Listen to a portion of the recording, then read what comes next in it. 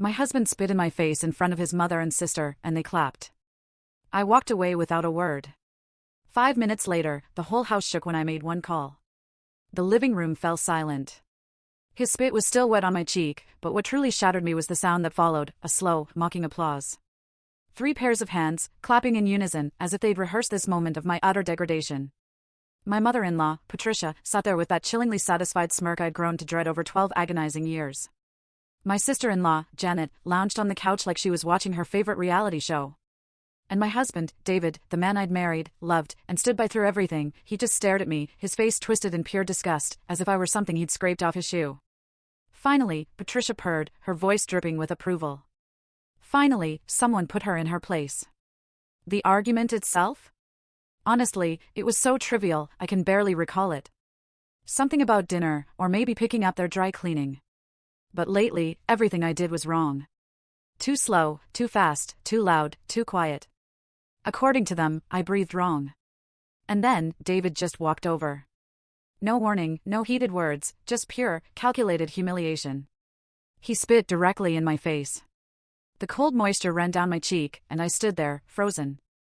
12 years of marriage, all the slow, insidious cruelties that had become our twisted normal, nothing, absolutely nothing, had prepared me for this. This wasn't anger, it was contempt so absolute, it erased my very humanity in his eyes. That's what happens when you don't know your place, Janet added, casually examining her perfectly manicured nails.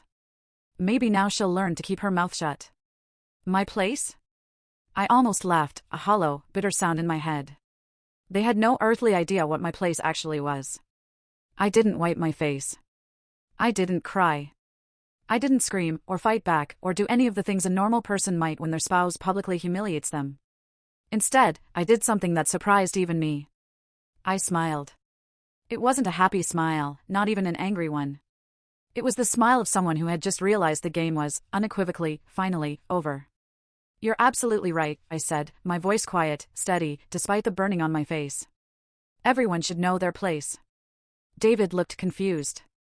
This wasn't the reaction he'd expected. He was used to my tears, my apologies, my desperate attempts to smooth things over. For months, every confrontation ended with me backing down, taking the blame, promising to do better. But that woman, the one who apologized for existing, who made herself smaller and smaller to accommodate their growing cruelty, she had died the moment his saliva hit my face. I turned and walked toward the kitchen, feeling their eyes boring into my back.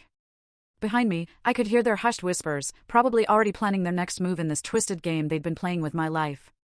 What they didn't know was that I'd figured out the rules months ago. In the kitchen, my hands surprised me.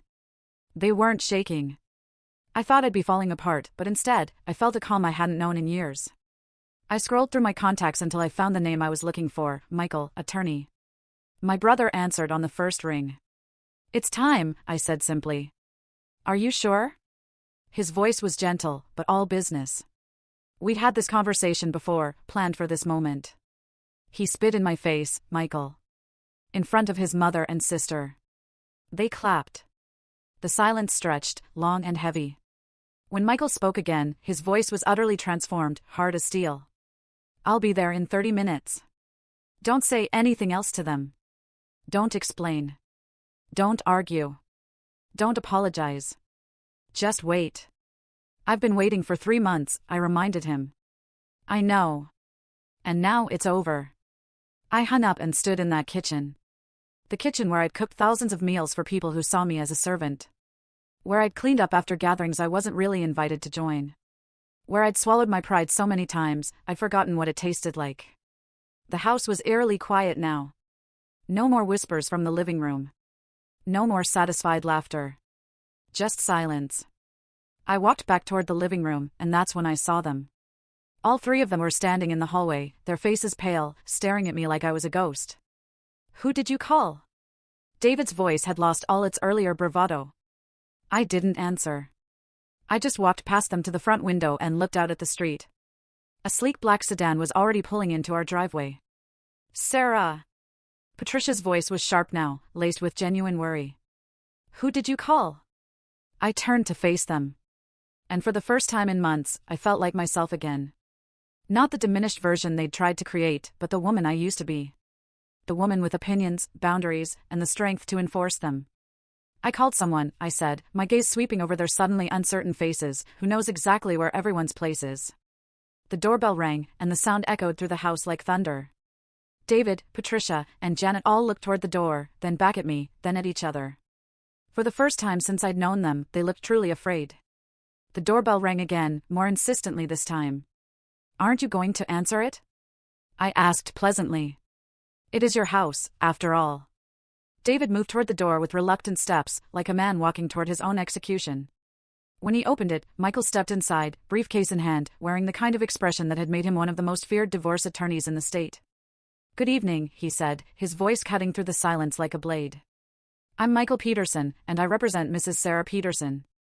I have some documents that require your immediate attention. The transformation in the room was instantaneous. Patricia, who had been so confident and smug moments before, seemed to shrink into herself. Janet's face went completely white, and David, my husband, who had just humiliated me, who had spit in my face like I was nothing, looked like he was about to be sick. Documents, he managed to croak. Michael opened his briefcase with deliberate precision. Divorce papers, restraining orders, and a few other items I think will be of particular interest to everyone here. He handed David a thick stack of papers, then turned to Patricia and Janet, giving them each their own sets. Ladies, he said with cold politeness, you're also named in several of these proceedings. The silence that followed was so complete, I could hear the kitchen clock ticking from 3 rooms away. This was the moment I'd been working toward for 3 months, ever since I'd finally admitted to myself that my marriage wasn't just troubled, it was abusive. Not physically, though tonight had crossed that line, but emotionally, systematically, deliberately abusive. They had spent years breaking me down, making me question my worth, my sanity, my very right to exist in spaces they deemed theirs.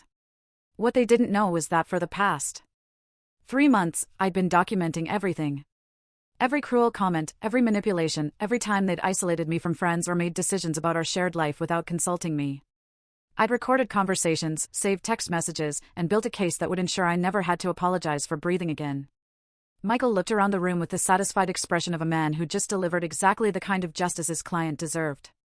Mrs. Peterson, he said, turning to me, shall we discuss the timeline for your transition to your new living arrangements? I nodded, not trusting my voice just yet. 3 months of planning, 3 months of secret meetings and careful documentation, 3 months of pretending to be the same broken woman they thought they'd created. And it had all led to this moment. Behind me, I could hear David frantically flipping through pages, his breathing growing faster and more panicked with each document. Patricia was clutching her papers like they might disappear if she let go. Janet just stared at hers, her mouth opening and closing like a fish out of water. There must be some mistake, David finally stammered, his voice high and desperate. Sarah wouldn't, she couldn't, oh, but she did, Michael replied smoothly. Mrs. Peterson has been quite thorough in her preparations. I think you'll find everything is very much in order. I looked at the 3 people who had made my life a misery, who had convinced me I was worthless, who had celebrated my humiliation just minutes before.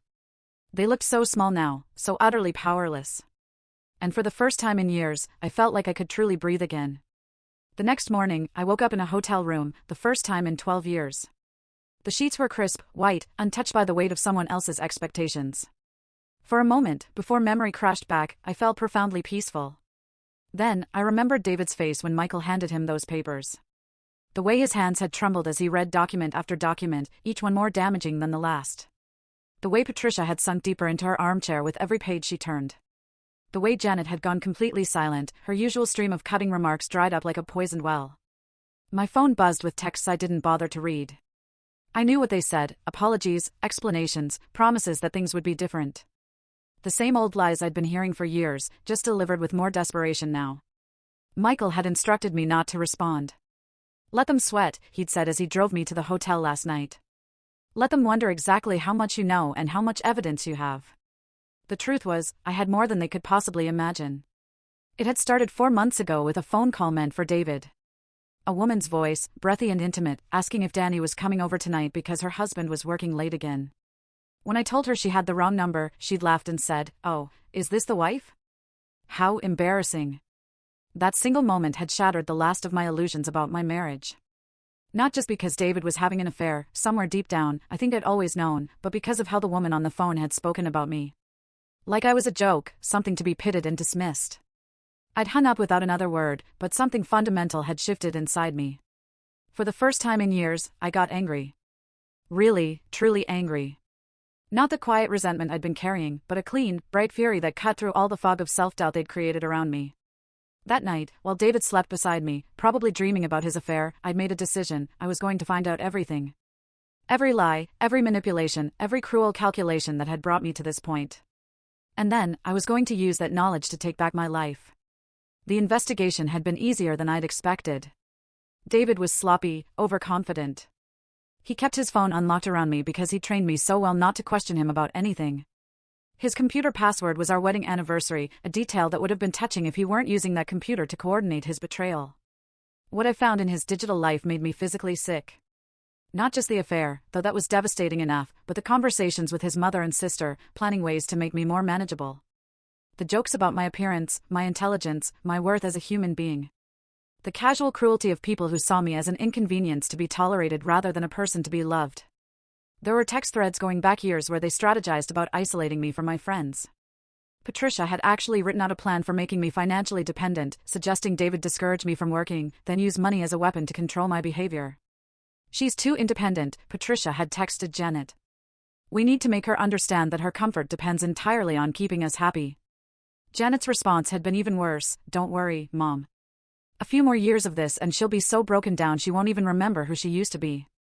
Reading those words felt like dying and being reborn at the same time.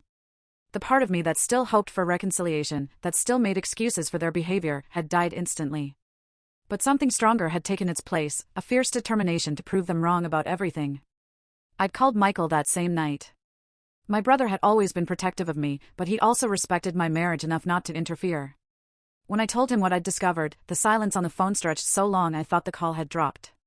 "Sarah," he'd finally said, his voice thick with emotion. "How long has this been going on?" "Years," I'd admitted. But I think I was too close to see it clearly. I kept thinking, if I just tried harder, if I just became whatever they wanted me to be. "This isn't your fault," he'd said firmly. "None of this is your fault, but we're going to make sure they face consequences for what they've done." Michael had connected me with a discreet private investigator specializing in domestic cases. Within weeks, we had documented everything: the affair, which turned out to involve a married neighbor named Rebecca, whose husband traveled frequently for work, the financial manipulation, including credit cards Patricia had opened in my name without my knowledge, the systematic emotional abuse that had been so gradual, I'd almost convinced myself it was normal. But the most damaging evidence came from something I'd started doing on my own. I'd begun recording conversations with a small device Michael had given me. Not every conversation, just the ones where I sensed they were planning something particularly cruel or revealing something important about their true feelings. The recordings were devastating. Hours of audio where they discussed me like I was a problem to be solved rather than a family member to be cherished. Patricia's voice on tape coaching David on how to make me feel guilty for spending money on myself. Janet's laughter as she described spreading rumors about me to other family members, ensuring I'd be isolated at gatherings. The worst recording was from just 2 weeks ago. I'd been in the kitchen making dinner when I heard them talking in the living room. Something about their tone made me turn on the recorder. "She's getting suspicious," David had been saying. "Rebecca thinks she might know about us." Patricia's voice had been dismissive. "What's she going to do about it? Leave? She doesn't have anywhere to go. We've made sure of that. Besides," Janet had added, "even if she found out, who would believe her? We've spent years making sure everyone knows how unstable she is, how jealous and paranoid she gets." They had been planning my discrediting before I'd even discovered the affair. They had been preparing to gaslight me, to make me question my own sanity, to ensure that even if I found proof of their betrayal, no one would take my side. But they had underestimated me. Or rather, they had underestimated who I used to be before they'd spent years trying to erase that person. I was Sarah Peterson, sister to one of the state's most successful divorce attorneys. I had a master's degree in psychology, which meant I understood exactly what they'd been doing to me and how to document it properly. I had friends they didn't know about, resources they'd never bothered to investigate, and a strength they'd assumed they'd completely destroyed. Most importantly, I had something they'd never expected me to develop: patience. For 3 months, I continued to play the role of the broken, submissive wife while methodically building a case that would destroy them. I'd smiled and apologized and made dinner and pretended everything was normal while secretly recording their cruelty and documenting their crimes. The hardest part hadn't been gathering evidence, it had been pretending that nothing had changed, continuing to let them hurt me while I waited for the right moment to strike back. Every insult I'd absorbed, every humiliation I'd endured, every time I'd bitten my tongue when they treated me like garbage, it had all been in service of this moment. My phone rang, interrupting my thoughts. Michael's name appeared on the screen. "How are you holding up?" he asked when I answered. "Better than I expected," I said, and realized it was true. Despite everything, despite the end of my marriage and the destruction of what I'd thought was my family, I felt lighter than I had in years. Good, because they're already trying to retaliate. David called my office at 6 o'clock this morning, claiming you've had a mental breakdown and demanding we return his stolen property. I laughed. Actually laughed. Stolen property? Apparently, he considers your evidence gathering to be theft. He's also claiming you've been having an affair, which is rich considering the circumstances. Let me guess. Patricia's idea. Probably. She called 20 minutes after David did, suggesting we could all sit down and work this out like reasonable adults. She seems to think this is some kind of marital spat that can be smoothed over with the right conversation. The delusion was almost impressive.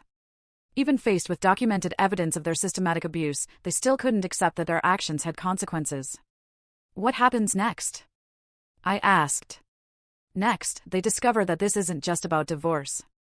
The financial fraud Patricia committed by opening credit cards in your name carries criminal charges.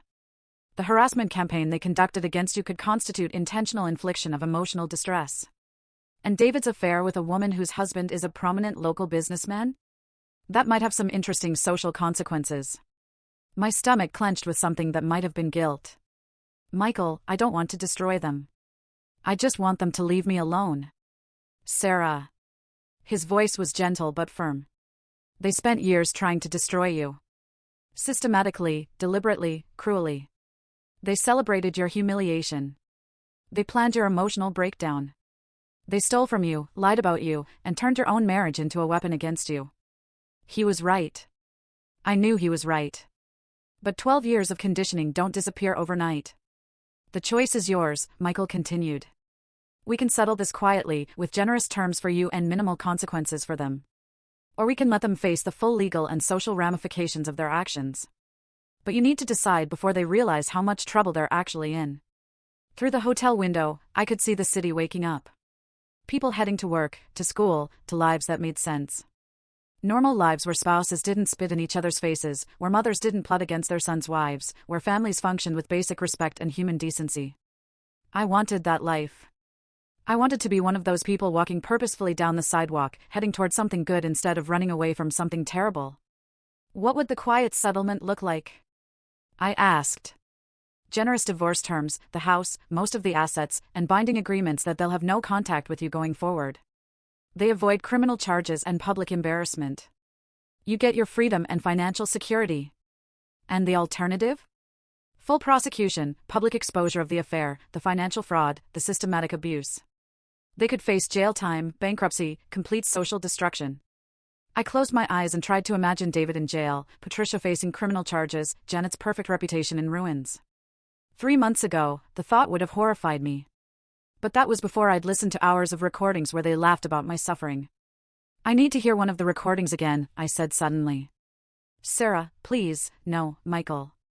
I need to remember exactly who they really are. Michael was quiet for a moment. Then I heard the sound of him typing. Seconds later, my phone buzzed with an audio file. I pressed play and heard my own voice first, asking if anyone wanted more coffee, then Patricia's response, she's so desperate to please, isn't she? Like a dog begging for scraps. Janet's laughter. At least dogs are useful. David's voice, cold and dismissive. Sometimes I wonder what I ever saw in her. She's gotten so pathetic over the years. You saw a doormat, Patricia had replied. And that's exactly what we turned her into. I turned off the recording and sat in the silence of my hotel room. These were the people who had pretended to love me, who had stood at my wedding and promised to cherish me as family. These were the people who had systematically destroyed my self-worth while making me grateful for the privilege. When I called Michael back, my voice was steady and clear. I want them to face the full consequences, I said. All of them. The war was just beginning. 3 days after the divorce papers were served, David showed up at my hotel. I was sitting in the lobby with my coffee, watching the morning news, when I saw him through the glass doors. He looked terrible, unshaven, wrinkled clothes, the kind of desperate dishevelment that comes from not sleeping for days. The hotel staff tried to stop him, but his voice carried across the marble floor as he demanded to see his wife. Former wife, I corrected silently. The papers had been very clear about that. Sarah, please. He was standing 10 feet away from me, close enough that I could see the red rims around his eyes. "We need to talk." I looked at him over my coffee cup. This man I'd shared a bed with for 12 years, and I felt nothing. Not anger, not sadness, not even the faint echo of love. Just a mild curiosity about what he thought he could possibly say that would matter. "Now?" I asked simply. He glanced around the busy lobby, apparently expecting privacy for whatever performance he planned. When I didn't move, he reluctantly took the chair across from me. "This has gotten out of hand," he began, using the same tone he'd once used to explain why I was overreacting to his mother's latest cruelty. "I know we've had our problems. But a divorce? Criminal charges, Sarah, this is insane." I took another sip of coffee. "Which part seems insane to you? The part where you spit in my face? Or the part where you and your family spent years systematically destroying my self-worth while laughing about it behind my back?" His face flushed. "Those recordings, you can't use those. Recording people without their consent is illegal." Patricia had clearly done some research and fed him this line. I almost smiled. Actually, in this state, only one party needs to consent to a recording. Since I was present for every conversation I recorded, they're perfectly legal. The color drained from his face. "You planned this. All of it. You've been planning to destroy me." "No, David. I planned to save myself. There's a difference." He leaned forward, and for a moment, I saw a flash of the man I'd fallen in love with so many years ago. Before his mother had convinced him that loving me was a weakness, before he'd learned that cruelty could be disguised as strength. "Sarah, I know I've made mistakes. We all have, but we're family. Families work through problems together. They don't destroy each other in court." "Family?" I repeated the word like it was foreign. "David, do you remember what your mother said when she found out I'd had a miscarriage 3 years ago?" His eyes darted away from mine. Of course, he remembered. "She said it was probably for the best since I'd probably just raised another weakling anyway. And you, my husband, the father of that lost baby, you just sat there and nodded. Mom was upset, your mother was cruel, and you enabled her cruelty because it was easier than standing up for your wife." I sat down my coffee cup. That's when I should have left.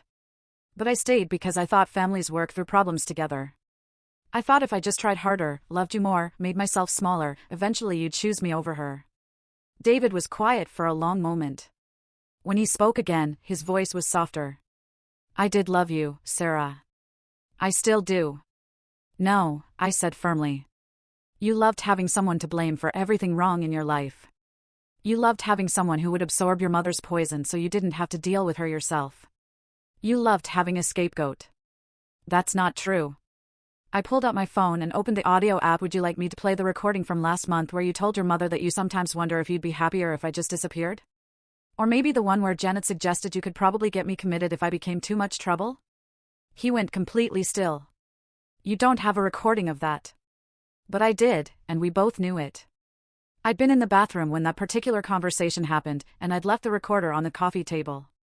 The audio quality was perfect. "David, let me make something very clear to you. For 3 months, I documented everything. Every conversation, every text message, every email. I have recordings of your mother coaching you on how to gaslight me. I have evidence of the credit card she opened in my name. I have proof of your affair, including hotel receipts and photos Rebecca sent you that I found on your phone." His hands were shaking now. "Sarah, if this gets out, my job, my reputation, you should have thought of that before you decided to humiliate me in front of your family." I was angry. I said things I didn't mean. I did things I regret. But destroying my entire life isn't going to fix anything. I studied his face, looking for any sign of genuine remorse, any acknowledgement of the years of pain he'd caused. What I saw instead was the same selfish panic I'd seen the night Michael served the papers. He wasn't sorry for what he'd done to me, he was sorry he was facing consequences. "Your life isn't destroyed, David. It's just finally being exposed for what it really is." My phone buzzed with a text from Michael, ** Rebecca's husband found out about the affair. He's filing for divorce, too. Might want to stay away from social media for a while, ** I showed the message to David, watching his face go ashen. "Oh, God," he whispered. "Paul knows." Paul Richardson was a prominent local businessman, the kind of man whose social circle overlapped significantly with David's professional network.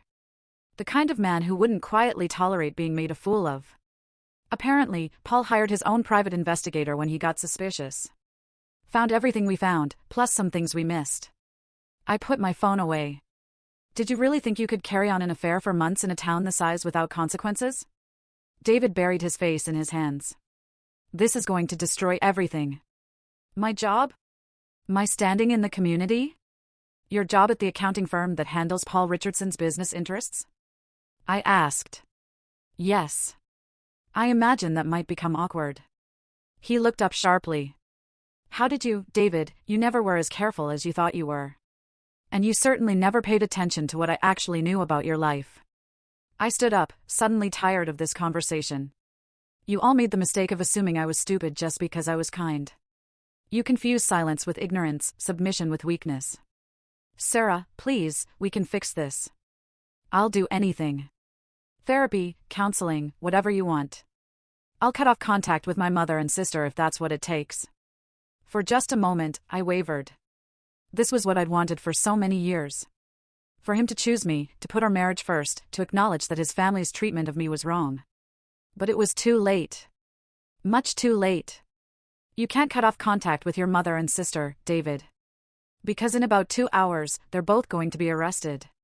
The words hung in the air between us like a death sentence. David's mouth opened and closed soundlessly. Arrested, he finally managed. Patricia for identity theft and credit fraud. The credit card she opened in my name constitutes felony fraud. Janet for conspiracy and harassment. It turns out there are laws against coordinating campaigns to isolate and emotionally abuse family members. You can't be serious. I'm completely serious. Michael filed the charges yesterday. The police are serving warrants this morning. David stood up so quickly, his chair tipped over backward. Sarah, you can't do this. They're family. They're all the family I have left. They're criminals, David. And they're not my family. They never were. My mother is 72 years old. You want to send a 72-year-old woman to jail? I want a 72-year-old woman to face consequences for her actions. Age doesn't excuse cruelty. And it certainly doesn't excuse fraud. He was pacing now, running his hands through his hair. There has to be something, some way to fix this. I'll pay back the money. I'll make them apologize. With what money? You're about to lose your job, remember? And apologies don't undo years of systematic abuse. My phone rang. Michael's name on the screen. Excuse me, I said to David and answered. Hi, Michael. It's done. Both arrests went smoothly. Patricia tried to claim she was too fragile for handcuffs, but apparently that didn't work. Janet demanded to speak to her lawyer, which is funny since she's about to discover her lawyer has a conflict of interest. A conflict of interest? Paul Richardson uses the same firm. They can't represent Janet in a case where their primary client is the wronged party. I looked at David, who was watching me with desperate eyes, trying to read my expression. Thank you, I told Michael. I'll call you later. When I hung up, David was staring at me like I was a stranger. It's done, I said simply. Sarah, please, no, the word came out harder than I'd intended. No more pleasing. No more begging. No more making excuses for people who never showed me an ounce of genuine respect. I picked up my purse and started toward the elevator. Where are you going? David called after me. To see my lawyer. We have a lot of paperwork to finalize. Sarah, wait. What about us? What about our marriage? 12 years can't just disappear because of one mistake. I stopped and turned back to him. He was standing in the middle of the hotel lobby, looking lost and broken and utterly bewildered by the collapse of the world he'd built on my suffering. One mistake? I said quietly. David, spitting in my face wasn't a mistake. It was the inevitable result of 12 years of treating me like I didn't matter. It was what you'd always wanted to do, and you finally worked up the courage to do it. That's not true. Yes, it is. And deep down, you know it is. Just like you know that your mother and sister are getting exactly what they deserve. Just like you know that Paul Richardson has every right to destroy your career over what you did to his marriage. I turned back toward the elevator, then paused. You want to know the truth, David? The real truth about our marriage? I stopped. I stopped loving you 2 years ago. The night you laughed when your mother called me pathetic. The night you agreed with her that I was lucky anyone would have me. I died a little that night, and I've been dying a little more every day since. The elevator doors opened, and I stepped inside. But I'm not dying anymore, I said as the doors began to close. For the first time in years, I'm finally alive. As the elevator carried me away from the wreckage of my marriage, I felt something I hadn't experienced in so long I'd almost forgotten what it was. I felt free. The last thing I saw was David standing alone in the lobby, surrounded by strangers, finally understanding what it felt like to be abandoned by the people who were supposed to love him. It was a lesson he should have learned a long time ago. 2 weeks after Patricia and Janet's arrests, I was sorting through the belongings I'd retrieved from the house when my doorbell rang. I'd finally found a small apartment across town.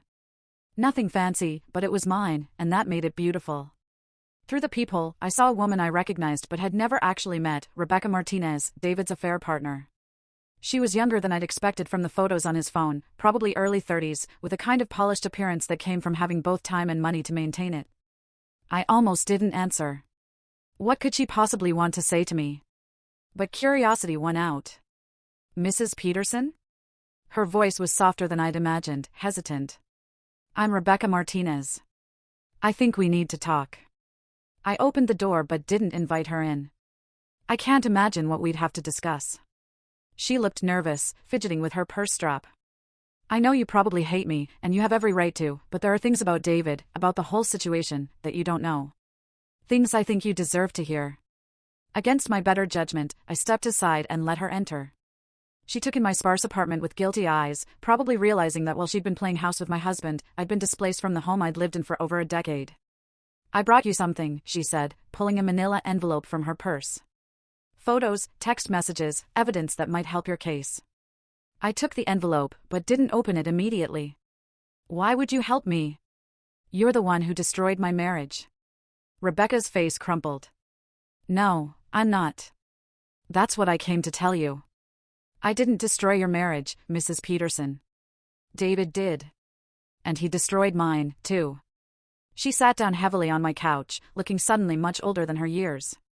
I need to start from the beginning, she said. Because what you think happened between David and me, it's not the whole truth. I remained standing, arms crossed, waiting. 6 months ago, I was having problems in my marriage. Paul and I were seeing a counselor, trying to work through some issues. David was my neighbor, and he seemed so understanding, so sympathetic.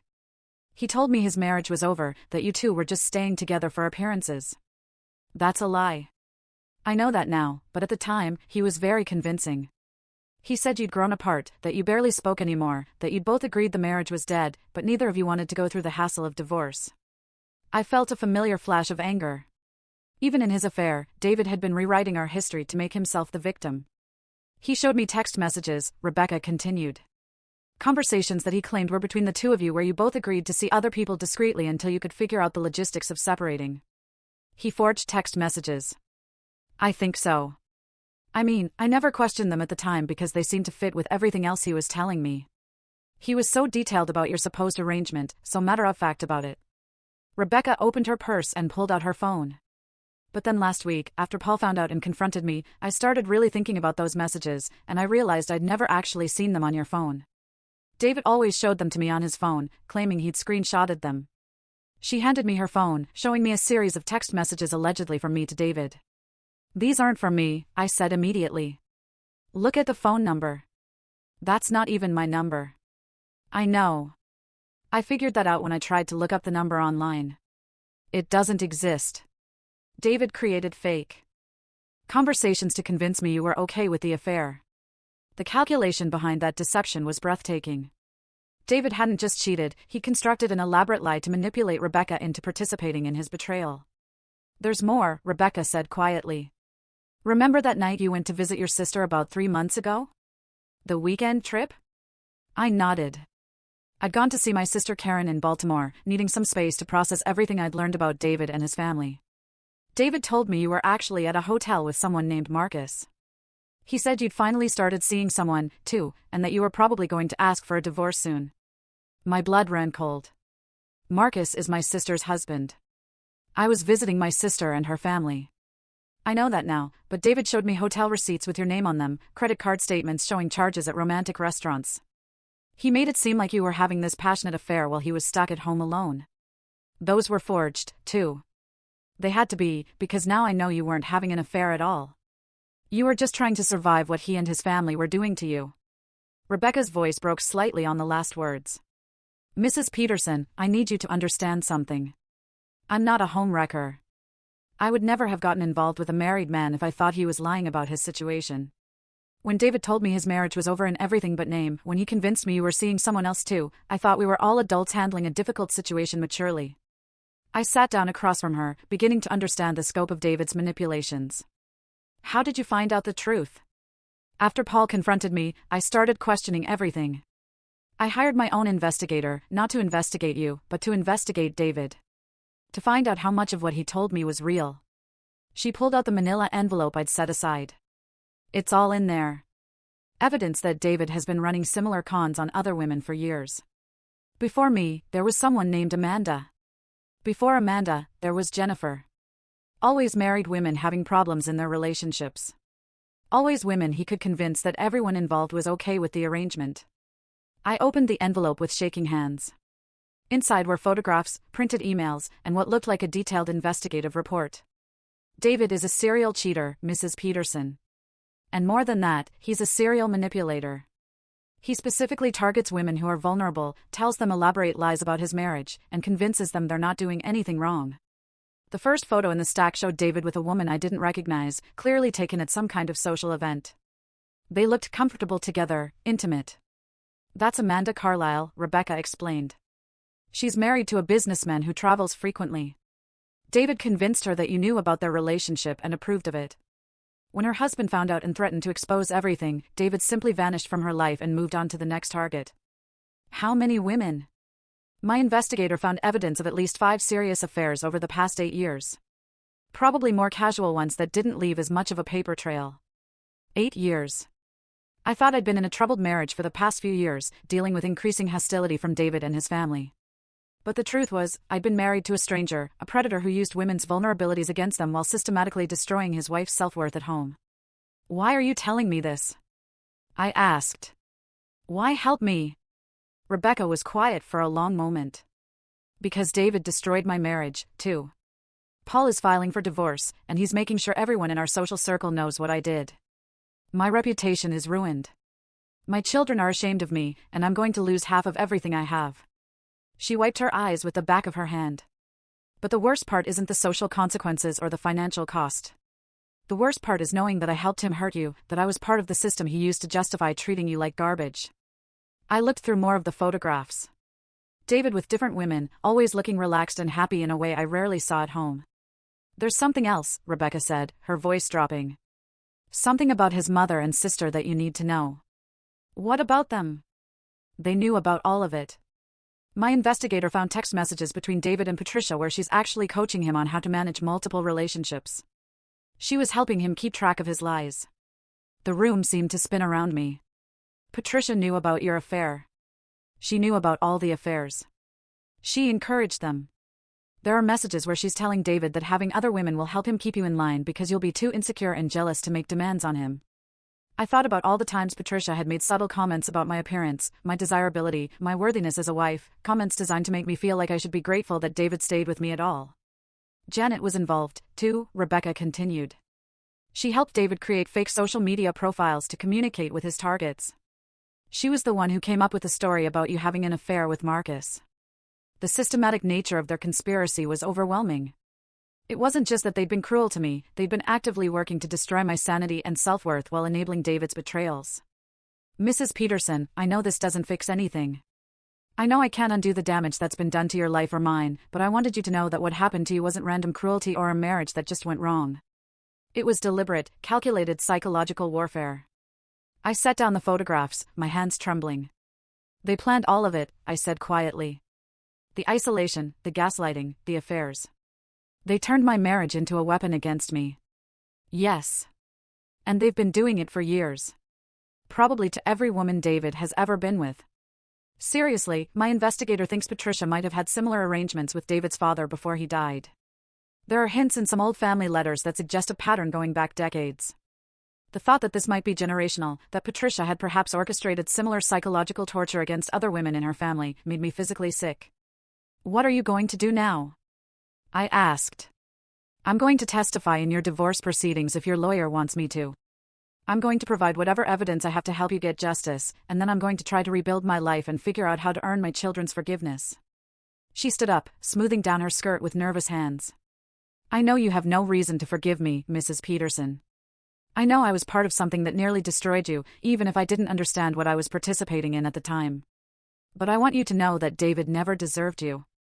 And what his family did to you. It's criminal.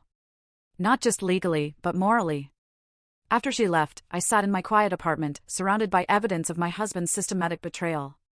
Not just the affair I'd discovered, but years of affairs. Years of manipulation. Years of using other women's pain to justify his cruelty toward me. The man I'd been married to for 12 years didn't exist. He'd never existed. The person I'd loved, made excuses for, and tried so desperately to please, had been an elaborate fiction designed to hide a predator. But as devastating as that realization was, it was also liberating. Because it meant that nothing that had happened to me was my fault. I hadn't failed as a wife. I'd been the victim of a carefully orchestrated campaign of psychological abuse. And now I had the evidence to prove it. When I called Michael that evening, my voice was steady and sure. "I have new evidence," I told him. "Evidence that's going to change everything." "What kind of evidence?" "The kind that's going to ensure David never gets the chance to do this to anyone else." It was time to stop being a victim and start being a force for justice. Not just for me, but for all the women David had manipulated and destroyed over the years. The war was about to become a crusade. The conference room at Michael's law firm had never felt so charged with electricity. 3 weeks after Rebecca's visit, we'd assembled what looked like a war council. Michael, 2 associate attorneys, Rebecca and her lawyer, Amanda Carlisle, David's previous victim, who'd flown in from Denver, and Jennifer Walsh, the woman before Amanda, who'd driven down from Philadelphia. I looked around the table at these women I'd never met before, but who shared an experience I understood all too well. Each of them had been carefully selected, manipulated, and discarded by my husband. Each had been convinced they were participating in an ethical arrangement between consenting adults. Each had discovered too late that they'd been pawns in David's twisted game. "Ladies," Michael began, spreading out a timeline chart that covered the entire conference table. "What we have here isn't just evidence of adultery. This is evidence of a systematic pattern of fraud, manipulation, and psychological abuse spanning nearly a decade." Amanda leaned forward, studying the timeline. She was in her early 40s, professionally dressed, with a kind of controlled composure that came from years in executive boardrooms. "I had no idea there were others," she said quietly. "David made me feel like I was the only person who'd ever understood him outside his marriage." "That's exactly what he told me," Jennifer added. She was younger, maybe late 20s, with an artist's hands that trembled slightly as she pointed to her section of the timeline. "He said his marriage was basically over, that you two were just going through the motions until you could afford to divorce properly." Rebecca nodded grimly. "Same story. He told me, word for word in some cases." I studied the timeline, seeing my marriage laid out in black and white alongside David's betrayals. The pattern was clear and horrifying. Each affair had followed the same script, the same manipulation tactics, the same careful construction of lies. "Here's what makes this particularly insidious," Michael continued, pointing to specific dates. "David wasn't just cheating. He was using each affair to justify escalating abuse at home. Look at the timeline of Sarah's recordings." He pulled out transcripts of some of the conversations I'd recorded. Every time David started a new relationship, the psychological abuse at home intensified. It's as if having an affair gave him permission to treat his wife even worse. "Because it did," I said, understanding flooding through me. He felt justified in his cruelty because he'd convinced himself I deserved it. After all, if these other women found him charming and desirable, the problem had to be with me. Michael's associate, Lisa Chin, pulled out another set of documents. But here's where it gets even worse. We found evidence that Patricia and Janet weren't just enabling David's affairs. They were actively recruiting his victims. The room went silent. "What do you mean, recruiting?" Amanda asked. Lisa opened a laptop and projected an image onto the wall. It was a screenshot of a social media group called Marriage Support Network. "Patricia created this private Facebook group 3 years ago," Lisa explained. "On the surface, it appears to be a support group for women having marital difficulties. But look at the member list." She clicked through several profiles. "Jennifer, you were a member of this group in 2019. Amanda, you joined in 2020. Rebecca, you were added in 2022. I felt sick. They were hunting for vulnerable women online. It gets worse, Michael said. We've analyzed the group's activity logs. Patricia and Janet would identify women who posted about marital problems, particularly women whose husbands traveled frequently or who seemed isolated from their families. He clicked to another screen showing private message threads. They would befriend these women, offer support and advice, and gradually introduce the idea that sometimes marriages need flexibility to survive. They'd share stories about couples who'd found happiness through discreet arrangements. Jennifer's face had gone pale. I remember Patricia messaging me privately after I posted about feeling lonely while my husband was traveling. She was so understanding, so supportive. She told me about a friend of hers who'd found companionship with a married man whose wife was okay with the arrangement. She told me the same thing, Amanda whispered. Made it sound so mature, so civilized. Rebecca was staring at the screen in horror. They were grooming us. Like predators groom children. That's exactly what they were doing, Michael confirmed. And once they'd identified a potential target, they'd arrange for David to accidentally meet her at the grocery store, at community events, always in situations that seemed completely natural. I thought about all the times Patricia had insisted on accompanying me to social events.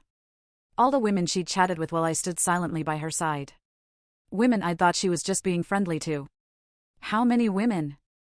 I asked, afraid of the answer. Lisa consulted her notes. We've identified 12 women who were members of the support group and had subsequent contact with David. Of those, 5 definitely had affairs with him. We're still investigating the others. 12 women.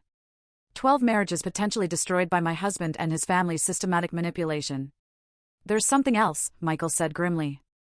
We found evidence that Patricia has been running similar schemes for years, possibly decades. Before the Facebook group, she used church groups, community organizations, even PTA meetings to identify and target vulnerable women. He pulled out a box of old letters and documents. These belonged to David's father. After he died, Patricia kept all his papers hidden among his business documents. We found correspondence that suggests he was also involved in extramarital affairs, all following the same pattern. I picked up one of the letters dated 23 years ago. It was from a woman named Carol, thanking Patricia for her understanding and support during a difficult time in her marriage and expressing gratitude for Patricia's introduction to a wonderful man who helped her remember what it felt like to be appreciated. My God, I breathed. This is generational. Patricia learned this from watching her own husband. And then she taught it to David. It's a family business, Rebecca said bitterly. Destroying marriages and manipulating women is literally the family business. Amanda stood up abruptly and walked to the window. Do you know what the worst part is? I actually liked her. Patricia, I mean. After David introduced us, she would call me sometimes just to chat. She'd tell me how happy she was that David had found someone who understood him, how grateful she was that I was bringing joy back into his life. She told me the same thing, Jennifer said. Made me feel like I was doing something noble, helping a good man survive a difficult marriage. I remembered Patricia's knowing smiles, the way she'd sometimes pat my hand sympathetically after David had been particularly cruel. She was getting satisfaction from both sides. I realized she enjoyed watching David hurt me, and she enjoyed befriending the women he was using to justify that hurt. Michael nodded grimly. Patricia Peterson is a psychological predator. She feeds on the destruction of other women's lives and relationships, and she's been doing it for decades. What can we do about it? Rebecca asked. I mean, legally. Can we stop her from doing this to other women? We're building a case for criminal conspiracy and fraud, Lisa explained. The fake social media profiles, the forged documents, the systematic targeting of vulnerable women, it all adds up to a pattern of criminal behavior. But more than that, Michael added, we're going to make sure everyone knows what they've been doing. Every woman in that support group, every community organization Patricia has been involved with, every church and social club, they're all going to learn exactly what kind of predators they've been harboring. I looked around the table at these women who'd been victimized by my husband and his family. Despite everything they'd been through, they were here, willing to fight back, willing to expose the truth, even though it meant reliving their own pain and humiliation. There's something I need to tell all of you, I said. Something I've been thinking about since we started uncovering all of this. The room grew quiet. I spent 12 years making excuses for David's behavior. I told myself he was just going through a difficult phase, that his mother's influence was temporary, that if I just loved him enough, everything would get better. I paused, gathering my courage. But the truth is, I knew something was wrong long before I caught him cheating. I knew the way he and his family treated me wasn't normal. I just chose to ignore it because it was easier than facing the reality that my marriage was built on manipulation and abuse. Jennifer reached across the table and squeezed my hand. That doesn't make any of this your fault. I know that now, but I need you all to understand something. David didn't become a predator because of his mother's influence or because of some childhood trauma or because he fell into bad patterns over time. He's a predator because he chooses to be one. Every lie he told, every woman he manipulated, every cruel thing he said to me, those were conscious choices. What are you saying? Amanda asked. I'm saying we need to stop giving him excuses. We need to stop treating this like it's some kind of tragic misunderstanding or psychological illness. David Peterson is a calculating predator who systematically destroys women's lives for his own entertainment, and he needs to face consequences that match the severity of his crimes. Michael smiled proudly. That's exactly the approach we're taking. David, Patricia, and Janet are going to face both criminal and civil consequences, but more than that, we're going to make sure their methods are exposed so completely that no other woman will ever fall for their manipulations again. Rebecca looked around the table with determination in her eyes. What do you need from us? Everything, Michael said. Every text message, every email, every conversation you remember, every lie they told you, every manipulation they used, we're going to document it all and present it to the world. As the meeting broke up, I found myself standing with the 3 women who'd been my husband's other victims. We were strangers, brought together by betrayal and manipulation. But looking at them, I felt something I hadn't experienced in years. I felt sisterhood. Real, honest connection with people who understood exactly what I'd survived. Thank you, I said to each of them, for coming forward, for being willing to fight back, for helping me realize I wasn't crazy or oversensitive or any of the other things they tried to convince me I was. Thank you for having the courage to start this, Amanda replied. For refusing to let them get away with it. As I drove home that evening, I thought about the network of lies and manipulation that had controlled my life for so many years. David, Patricia, and Janet had built their whole world on the systematic destruction of other people's happiness. They turned cruelty into an art form and manipulation into a family tradition. But now, their victims were fighting back. And we weren't fighting alone. We were fighting together, armed with the truth, and determined to make sure no other woman would suffer what we'd suffered. The predators had finally met their match, and we were just getting started. 6 months after that night David spit in my face, I stood in the courthouse watching him being led away in handcuffs. The judge had just sentenced him to 18 months in prison for conspiracy to commit identity theft, fraud, and systematic harassment. Patricia received 2 years. Janet got 15 months. But more satisfying than the prison sentences was watching their entire world crumble in the months leading up to this day. The local newspaper had run a series of articles about the marriage manipulation network, as they dubbed it. Every detail of their systematic predation had been exposed, the fake support group, the decades of targeting vulnerable women, the psychological warfare they conducted against their victims. All of it was now public knowledge. David had lost his job within days of the story breaking. Paul Richardson had made sure of that. Patricia had been asked to stop attending services at her church, and Janet's employer, a family counseling center, had terminated her immediately for conduct incompatible with our mission of supporting healthy relationships. But the social consequences, devastating as they were, paled in comparison to the civil judgments. Rebecca, Amanda, Jennifer, and I had filed a joint lawsuit for intentional infliction of emotional distress, conspiracy, and fraud. The settlement had been substantial enough to ensure that none of us would ever have to worry about financial security again. More importantly, it had funded something I'd never imagined I'd be part of creating. Sarah! Michael appeared beside me as the courthouse emptied. The reporter from Channel 7 wants to do a follow-up interview. Are you up for it? I nodded. Over the past few months, I'd become something I'd never expected to be, an advocate, a voice for women who'd been systematically manipulated and abused by people who were supposed to love them. The interview took place on the courthouse steps, with a reporter asking questions I'd answered dozens of times by now.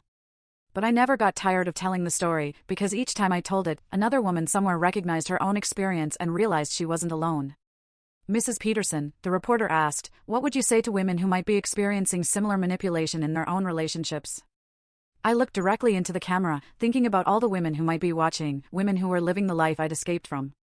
I'd tell them that love shouldn't make you smaller, I said. Real love doesn't require you to apologize for existing, or to accept cruelty disguised as honesty, or to make yourself invisible to keep the peace. If the people in your life are systematically destroying your self-worth, that's not love. That's abuse. After the interview, I drove to my new house. Not an apartment anymore, but a real house, with a garden and windows that let in actual sunlight. It was smaller than the house I'd shared with David, but it was entirely mine, chosen by me, decorated according to my taste for the first time in 12 years. Rebecca was waiting on my front porch with a bottle of champagne and a folder full of papers. "It's official," she said, holding up the documents. "The Peterson Awareness Foundation is now a registered non-profit organization. We decided to formalize our advocacy work, creating a foundation that would help other women recognize and escape from systematic manipulation." Rebecca had used her settlement money to fund it, and Amanda and Jennifer had both committed to serving on the board of directors. "How many women have contacted us this week?" I asked as we settled in my living room. 7, Rebecca said, consulting her notes. 3 of them are situations we think might require immediate intervention. And we got a call from a prosecutor in Ohio who thinks she's identified a similar network operating in Cincinnati. It turned out that the Peterson family's methods weren't unique. Across the country, there were other predators using similar tactics to systematically destroy women's lives. Our foundation was helping to identify and expose them, one case at a time. My phone rang, and I saw Amanda's name on the screen. "Sarah, turn on channel 12 right now," she said without preamble. "You need to see this." I grabbed the remote and switched channels. The evening news was showing footage of a woman being arrested outside what looked like a community center. The reporter was explaining that she'd been running a support group that was actually a front for targeting vulnerable women for manipulation and exploitation. "That's exactly what Patricia was doing," Rebecca breathed. "Same tactics, same predatory behavior. And she probably learned it from Patricia," I replied. "Or someone like her. These techniques get passed around, shared among predators like some kind of twisted knowledge base." The news story continued, explaining that the arrest had come about after several women had recognized the patterns described in recent media coverage of the Peterson case and contacted authorities. "We're making a difference," I said. And for the first time in months, I felt genuine pride in what we'd accomplished. Later that evening, after Rebecca had gone home, I sat in my garden with a cup of tea, watching the sunset. It had been exactly 1 year since I'd first discovered David's affair. 1 year since I'd begun the process of reclaiming my life.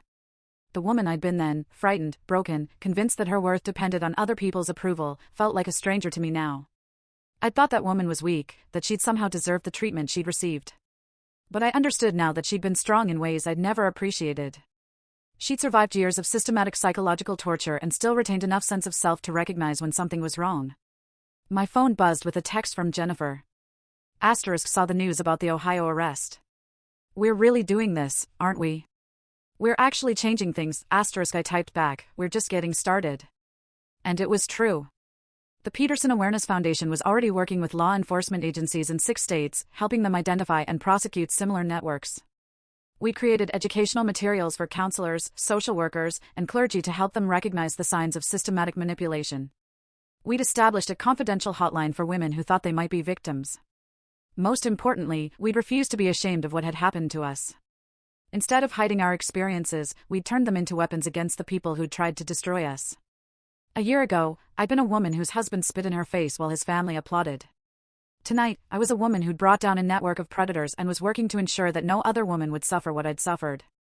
The transformation still amazed me sometimes. My neighbor, Mrs. Chin, waved from her garden next door. She was an elderly woman who'd become something of a friend over the past few months, often stopping by with homemade soup or just to chat. "How did the court proceedings go today?" she called over. "Justice was served," I replied. "Finally." She nodded approvingly. "Good. That family got exactly what they deserved." It was a sentiment I'd heard from dozens of people over the past few months. Far from being ostracized for exposing David's crimes, I found myself embraced by a community that was horrified by what the Peterson family had been doing in their midst. The women from Patricia's church had reached out to apologize for not recognizing what was happening. Several of David's former colleagues had contacted me to share their own suspicions about his behavior that they'd never felt comfortable voicing before. Even Paul Richardson, Rebecca's ex-husband, had contributed a substantial donation to our foundation, saying he wanted to help prevent other men from being victimized by these schemes, because that was another thing we'd learned. David's affairs hadn't just destroyed the lives of his female victims, they'd also devastated the husbands of those women, men who'd lost their marriages and often their children because of the Peterson family's manipulations. As darkness fell, I went inside and made myself dinner, a simple meal, but one I'd chosen and prepared exactly the way I liked it. Such a small thing. But for years, I'd cooked only what David and his family preferred, adjusting my taste to accommodate theirs until I'd almost forgotten what I actually enjoyed eating. Now, I knew. I liked spicy food, exotic flavors, dishes that Patricia would have dismissed as too ethnic or Too complicated. I liked trying new recipes, experimenting with ingredients I'd never been allowed to use in my old kitchen. I liked being myself, fully and unapologetically. After dinner, I opened my laptop and began working on my book, The Marriage Trap: How to Recognize and Escape Systematic Manipulation. It would be published next year, with all proceeds going to the foundation. My editor thought it could reach hundreds of thousands of women who needed to hear this message. The first chapter began with the night David spit in my face, but the rest of the book was about so much more than that moment of ultimate humiliation. It was about the years of subtle conditioning that had led to that moment, the systematic erosion of my self-worth, the careful isolation from friends and family, the gradual rewriting of reality that had made me question my own perceptions. Most importantly, it was about the process of fighting back, the months of secret preparation, the careful documentation of abuse, the building of a support network, the legal battle, and finally, the creation of something positive from the wreckage of my marriage. As I wrote, I thought about all the women who would read these words. Women who were living in situations similar to what I'd escaped from. Women who'd been convinced they were crazy, oversensitive, or impossible to please. Women who'd lost themselves so completely they weren't sure who they were anymore. I wanted them to know what I'd learned. That they weren't crazy, that their perceptions were accurate, that they deserved better. I wanted them to understand that love shouldn't hurt, that family shouldn't be a weapon, that they had the right to exist without apologizing for taking up space. And I wanted them to know that if they were ready to fight back, they wouldn't be fighting alone. At midnight, I closed the laptop and prepared for bed and a conference call with our board of directors about expanding our services. But tonight, I was just Sarah Peterson, a woman who'd reclaimed her life from people who tried to steal it. A woman who'd turned her pain into purpose, her victimization into victory. As I turned off the lights and settled into my own bed in my own house, I thought about that night 6 months ago when I'd walked away from David's saliva on my face.